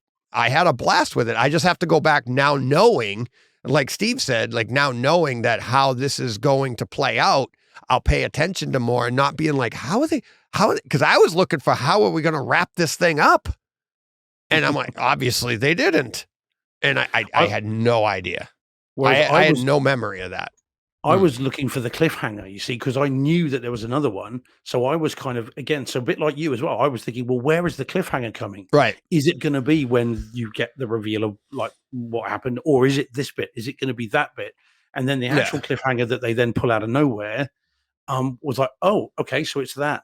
But there'd been so many false dawns with that again, I think I was becoming a little frustrated with it. Yeah. And again, I just think it does suddenly just go. It's going down a gentle, shallow slope from the beginning, and then it just goes off a cliff. It just goes whoosh as it rushes towards the end. That's what I mean. Doesn't it feel like they were trying to make a one movie, and it was like, we're not going to do it, so we'll just wrap everything up. Because that's what ended up happening. They started jumping around and wrapping up each character, and you're like. And if you're like me, you forgot that it's a two-parter, and you're like, "What the heck? What's going on here?" And it's like, I mean, it's just, I think, and that's why I said, like you, Steve, like with the right frame of mind, when you get to that, I'll be like, "Oh, this is awesome," and I know I'll love it. I did love it. I love the storyline. I love the messaging. I was getting emotional when he's talking to his mother, and you got this whole thing going on. And I even saw some of the stuff that, like, before characters see it, you're like, hey, they already foreshadowed this. And it's like, some of it I knew from the commercial. I was like, they foreshadowed this in the commercial, and they hadn't even gotten to that scene yet. But yeah, I think it's great. Artistically, again, it's just like the first one. It's a different palette. I love the opening to it. That's going to be amazing at home. It was watercolors. Yes, is the opening, right? Yeah. And they use watercolors, and the way it works, and it's like, you don't know where you are, what universe you're in. You're like, it was amazing. The thing is, if you're a comic reader, right, that was Gwen's color palette. Like, her world was like, it was awesome. If you've read that stuff, there was scenes right off the comic book covers, right? In all of the scenes for those characters, they did a great job with that. Yeah. I loved how the backgrounds, the watercolor background. Again, I'm not going to, without any spoilers. I love how the watercolor backgrounds were alive. And they're actually reflecting the emotions of the characters. There's one little bit where the color changes from one color signifying one emotion, because I don't want to give anything away, to another color when that emotion changed. And I love the way that crept across the screen. That was gorgeous. Wait till you see it. Wait till you see it again, because when this opened, like that image on the screen right here on YouTube I took that. Like at the open, I just had my camera up and I just snapped still shots, right? Boom, boom, boom, like 20 of them. And I was just like, oh, that looks good. Boom, boom, boom, boom, boom, boom. And I snapped them, and I'm scrolling through them, and there are plot points that don't show up for like an hour and a half in the photos, but you don't know that. And that's why I was saying, you don't know where you are.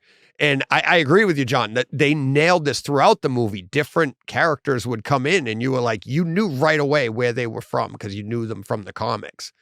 But there are plot points at the very opening scene that show up in the background, in the artistry.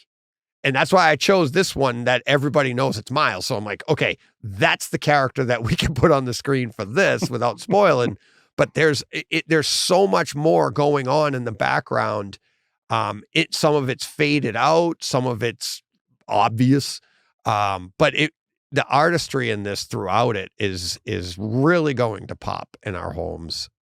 And obviously the audio too, because being a Sony, it'll be a Sony disc. It's gonna crank, just like, Into the Spider-Verse did.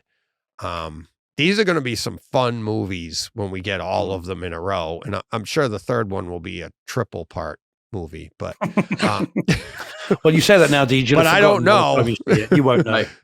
I heard it and I'll forget it. No, we're telling you right now, but no, it's, I mean, the artist in me, and John, you had to be the same way. It's like, just watch it. That's where I think those blurbs on the side that you were missing out on and stuff, that's where those can come in, because they'll give you little notes that maybe you didn't.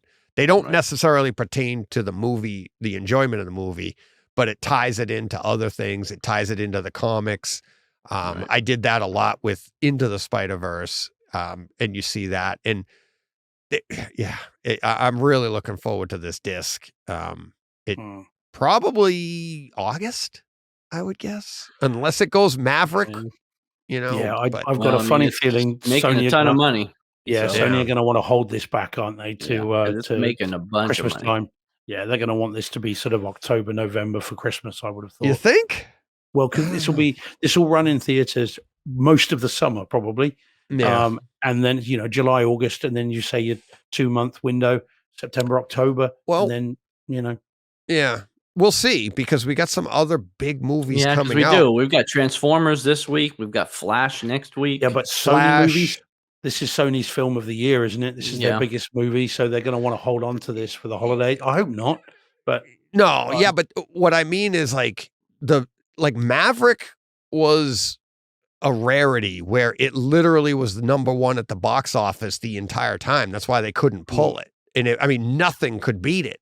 I mean, Jurassic World Dominion came and went, and it would, nothing beat it. Oh, I see. Sorry, I misunderstood. Sorry, You see what I thought meant mean? Like release window. Sorry. Yeah. Right. So like, if this goes to like number 2, number 3, because like John said, I don't think Transformers will upend it, but the Flash could upend it. Right. Then you've got Mission Impossible coming. You've got Oppenheimer coming. You've got all of these other great competition for it. So if that happens, if it starts falling in the rankings, they may be like, let's get it out there on disc and cash in while everybody's still hot off of just having seen it. You know what I mean? Maverick was a rarity. It'll be interesting to see how this plays out. Yeah, I mean, if any of those is going to definitely knock it off, it'll be Mission Impossible, surely. I mean, that's going to be these 4-quadrant release, whatever they say, whatever the phrase is. I mean, that's the one that everybody in their cat is going to want to go and see. Everyone in their Spider Cat is going to want to go and see. Whereas I just think they're also very different demographics. Like the Oppenheimer audience is not the Spider-Verse movie audience. No, you know what I mean? No, for us, it is, but in general, they're different. They're playing to different demographics. So this could it could rake in the cash all summer. Yeah, but it also is, how many screens does it get to have? Yeah. Because as the better competition comes out, yes, it's a different demographic, but it's still going to take away screens from that. Where I know, like, going back to, Jurassic World Dominion, I wanted to go see it a second time, and it was like 1 week out, and it was already out of the prime spot. Right. And then Maverick was in some of the lesser screens, and it was still beating everybody. So will this do that? I don't know.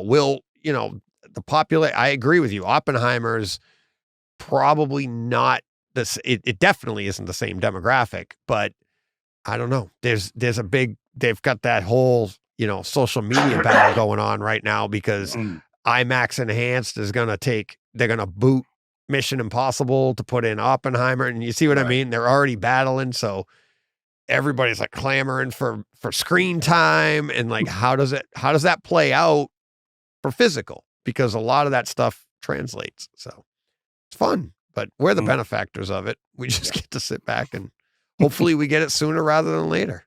Yeah. So, all right. Was that enough on that? Yeah. All right. Let's get to our 4K discs. We don't have too many coming this week, but let's get to that. Where are they?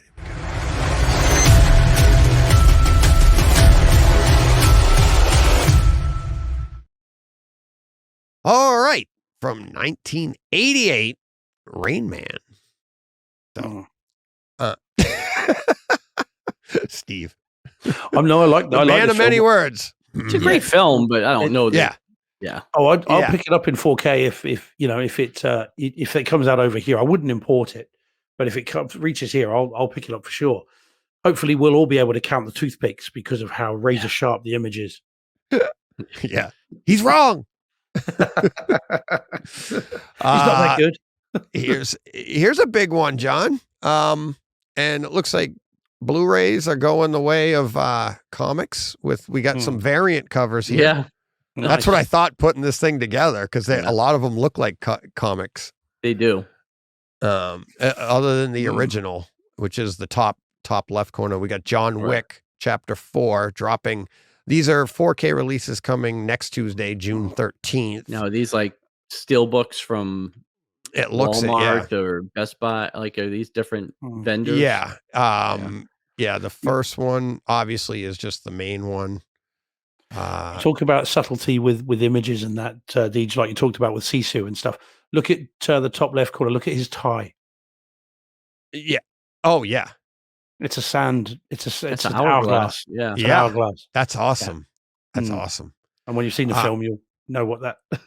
So that one there that you were talking about, that's just the original. That's just the standard. Okay. The one next to it, the John Wick top right corner on YouTube, as we're looking at, it's mostly red and like cream color. That's an Amazon exclusive. Bottom left corner is a Best Buy exclusive. That definitely, these three all look comic booky. They do. Comic book covers, which he's into, by the way. Yeah. So I mean, he's got some history there. Let's see, and then the last one, Walmart, I would guess. Yeah, probably. Good call. That last one's my Walmart favorite. exclusive. Yep. Yeah. I think I like that last one more. That's the sort of thing you'd put on a cinema wall. Yeah. It's That's beautiful. Yeah. Isn't it? I actually like the top right. I like the sort of Japanese one. Yeah, it reminds me of the Amazon the exclusive. Last Samurai. Yeah. Cherry blossom leaves or whatever they are. Yeah. They're all nice. Yeah, they're all nice covers. So, but I think I prefer the special Cinema George bright white one. You can fill in whatever you like. Then it'll look. These just will look. stick man. Just draw whatever you want. Beautiful in your attic. Yep. I am going to have to do one of these days. I'll just draw a stick man on it and put John Wick and go, here's the Cinema George version. Gracing your crawl space. Yeah. I beg your pardon. Oh, no, that's right. It's not a euphemism. No. Time Bandits. Coming from 1981, Time Bandits, Criterion. So this should be really good. Let me see. What do we got for audio is LPCM 2.0. Ooh. And that's the 4K, native 4K. So it should look nice. But then we also have from 1981 as well, Scream.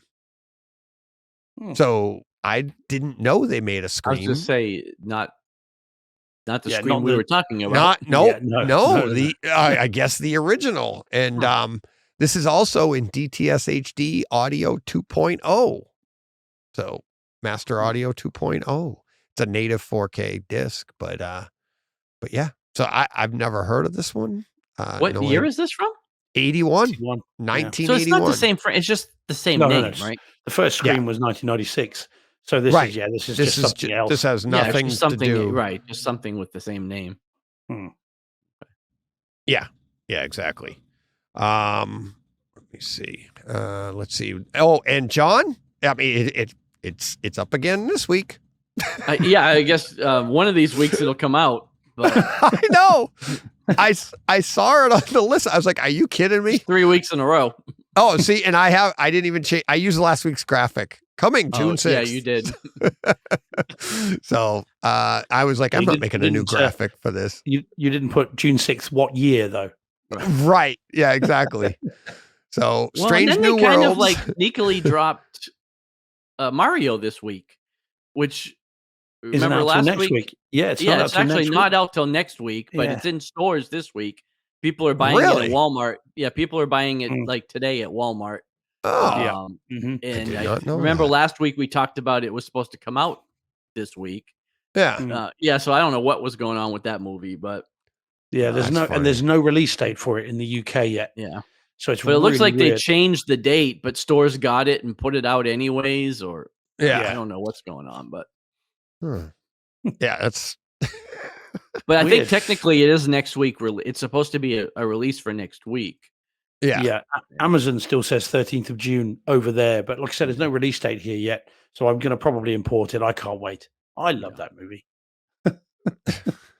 Which one? Mario? Mario. Oh, okay, Yeah, you were yeah, talking yeah. Mario. All right, Yeah. I thought you were still talking about Strange New Worlds. Oh no, that I don't know what's going on with that. Yeah, But yeah. I'm talking about Mario, Right, That's out here. which is out I'm already. loading on some other images here, guys. Yeah, even though it's not supposed to be. Multitasking. All right. You want to do some listener experiences? We've got like 15 minutes left, 10, 15 Yeah. minutes left here, so we can get to a few of these. Here we go.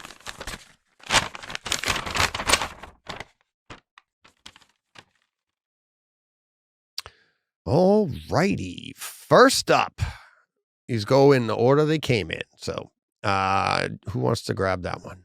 I'll go. It's fine.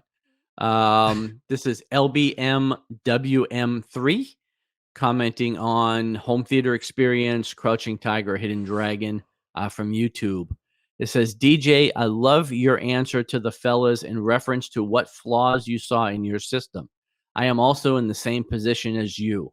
The Sony projector doesn't have DTM and HDR as a JVC projector. My plan one day is to get a Mad VR to render DTM and HDR, plus a Kaleidescape. I cannot do the discs ripping and conversion. The easy disc to digital ripping on Kaleidescape makes it so much easier. However, Steve and John are so right too. You only get what you, the individual, can afford, and use the home theater YouTubers as a guidance to help you to improve your home theater experience. Enjoy the ride and journey, as the youth man say. Gentlemen, thank you for your YouTube content, each bringing a sense of evolvement on how each of you look at a movie. Great job. Thanks, LBMWM3. Sounds like a droid. I was New saying, is he in droid. Star Wars? Welcome to AI, everybody. No, it's DTM, digital tone mapping. Right. It's I love getting things like this. I mean, that's our followers. Some people, oh, you got to do this. I'm like, no, I'm doing what I do. And then the people that agree with you, they will follow you, and that's your listenership. And we have a great listenership, and this is a great example of it. And it's, do what you can do, and don't be upset about other people, and only, have fun with it. Enjoy the ride, enjoy the journey. So, and someday everybody, you'll get to where you want to be, and guess what? When you're there, you'll want to be someplace else. You won't want to be there anymore because exactly. They keep moving the finish line. Yeah, and like kind of like what I was saying earlier about the difference between which do you prefer, video or audio? It just, for so long, it was so hard to improve your video. Right. So why invest so much money? Like, what are you going to do? All right. I mean, Not when affordably, we went anyways. Yeah, 4K didn't, I mean, we had HD for probably 15 years before 4K showed up. And even when it showed up, you knew you couldn't do much with it. Right. Danny Speakers and I were talking about this for a little bit, and that it's like, I mean, when we were younger in the 80s and into the 90s, you were spending hundreds of thousands of dollars to get a projection screen that was decent. And that's at that price at that time. Never mind including inflation, what we do now, Right. And enjoy the ride, because like I love looking back and seeing everything we've been through and the iterations, and it just makes you appreciate where we are and what we have, All right. Next up we have, you want to take that one, Steve? Yeah. So this is from Francis Amoako. I think I'm saying that right. Apologies, Francis, if I'm not. This looks to be a tweet. And it says, loved the Brightside podcast this week and the game I play with a certain alcoholic beverage when anytime DJ says Kaleidescape. That's proving a popular game. It's not just you, Francis. Yeah. A couple of people playing. That's where it came from a couple of weeks ago. It's like, that's how behind we got on these, but yeah, that's where it came from. And everybody's like, oh, Paul last week was having a grand old time. So he's back this week. So he survived. That's good. We're contributing to liver disease across the world. It's all about the experience. Yeah, exactly. The sights. Oh, so thanks, Francis. That's awesome. We have our new podcast game. So and having fun with it. Let's see. Blue Wave says, great show, guys. This is from Home Theater Experience Hero 2002. YouTube comment. Great show, guys. Looking forward to Dungeons and Dragons on the 30th. I was checking out Batman Begins on the new rebranded HBO Max/Max yesterday and got Shawshanked into shutting that off and popping in the new shiny 4K Dark Knight set I just purchased. The audio difference was ridiculous, in all caps. Did a comparison of streaming versus disc, and these timestamps really stood out. 3403, the sound, reverberation, and Liam Neeson's voiceover echoes all throughout the surround, height, and back channels. Really enjoyable HT experience. 1 hour, 32 minutes, 23 seconds to 1 hour, 37 minutes and 22 seconds. This whole Batmobile sequence really shows the difference between streaming and the physical copy in two areas: bass response and dynamics, loud and aggressive.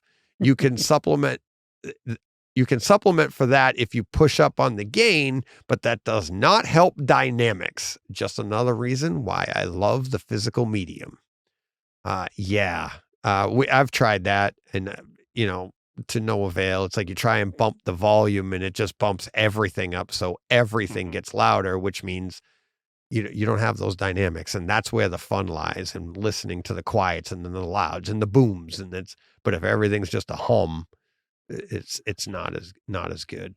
So yeah, it's one of the home theater and commercial theater misconceptions. Loud does not necessarily mean quality. right. It just means loud. Yeah. Yeah. So there we go. You could say that for any part of the track, any channel in the track, anything. It's like, it's, you boost something and it can actually affect the enjoyment of other channels too. So, let's see. Next up, John, you want to take that one? Yeah. Brockstar commenting on same video, Hero 2002. DJ, you are buying 4 subs for your new home theater. As a question, are you doing 18 inches? Please go at least 18 inches. Praying emoji. Okay. Do I have to make a video, Brock? Do I gotta get angry with you? I'm gonna get what I'm gonna get, and you're gonna like it, because I'm gonna like it. No, I am getting 4. I'm getting 4. Pretty much decided that right from jump, for PC 2000s, which I believe are only, you have those, John, I think they're right? 15. Are they 15? Are they even that big? I thought they might be 12s. I don't know. I think they're 15. Okay. I'll have to go look at them. I don't think in my size room I'm gonna have that big of an issue. I think I should get basically the same response. I should get the same response I have now. I'm running 2 PB 2000s in my little room. This room that I'm getting is going to be, slightly wider, slightly longer, and like slightly higher. So, oh no, you're right. They're 12-inch. Sorry. Okay. And 4 of those things running in that room should be more than enough. And I'm sure I'll get the bass response that I need. And, not have to take up all that extra space with 18-inch subs. I could have sworn they were bigger than that, but they play bigger. What it says. Well, I say they sound bigger. Yeah. Yeah. So because I think they're only 16 inches wide, right? I think the diameter of one is 16 inches. So then it's kind of why I chose them, because I want to be able to put them behind those false screens, and that's only going to be a couple feet wide. So, but yeah, so John, you're more than welcome to come up and test out my puny, tiny 12-inch subwoofers. So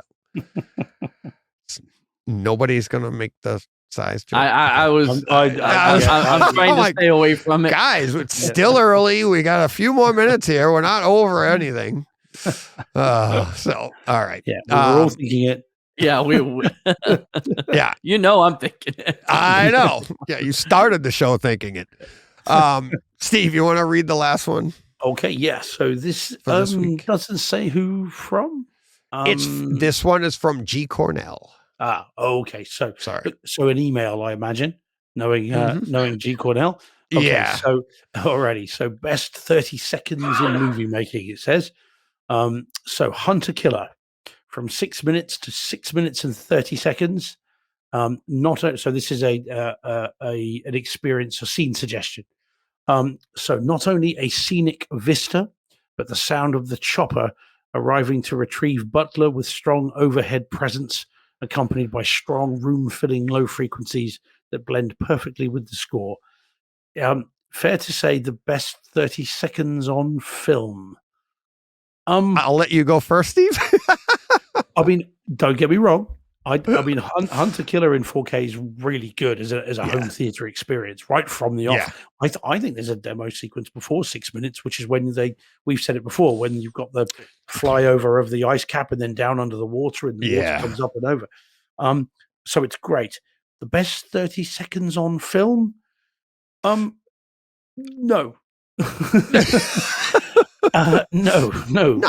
To find a point on it. No. Yeah, hopefully he's being tongue in cheek, like I am when I say Cocaine Bear is the best film of the year. Yeah. It's not that, but it is a very good. It is great. Demo. All the way through that movie, there are great sequences. All the shootouts are great as well. All the sub stuff is good. So, navigating underwater and the subs was next level. It was on. That's like, I love Hunt for Red October. I wish that had maybe a scene like that, because they did the trench in Hunt for Red October, and I'm like, oh, that scene could have been enhanced with, like, if they did something like they did in Hunter Killer. But I reviewed that. It is a fantastic demo movie. And a better movie than Hurricane Heist. So you got that too.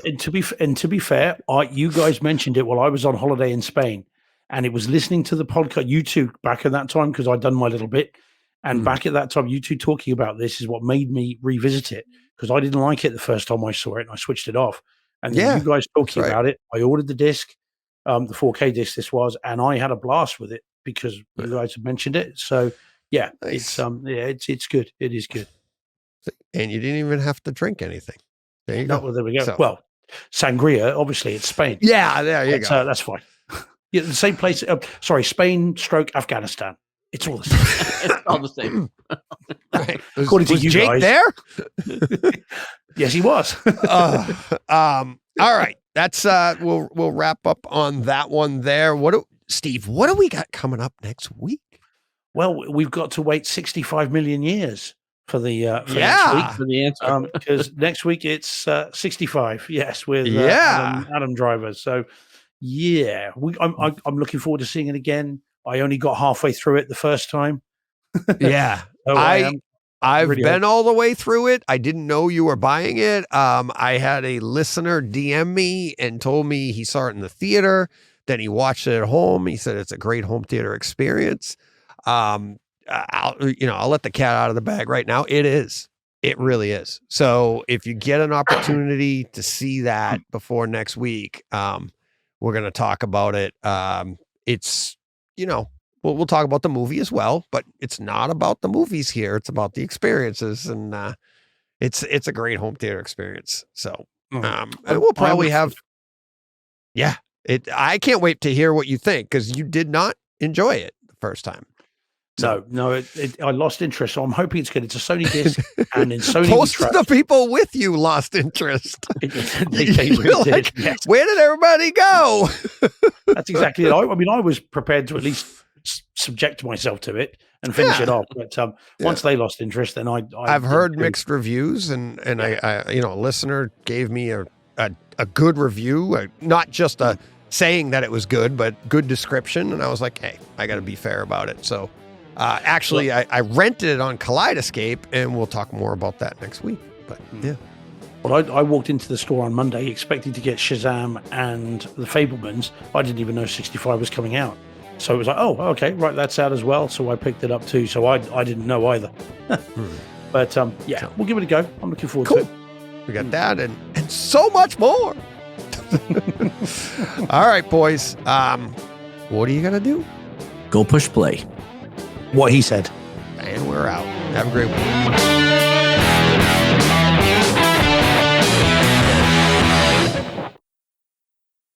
Hey, Fred. This has been a Hey Fred production with theme music by Jeff Bernhardt and Throne Vault Productions.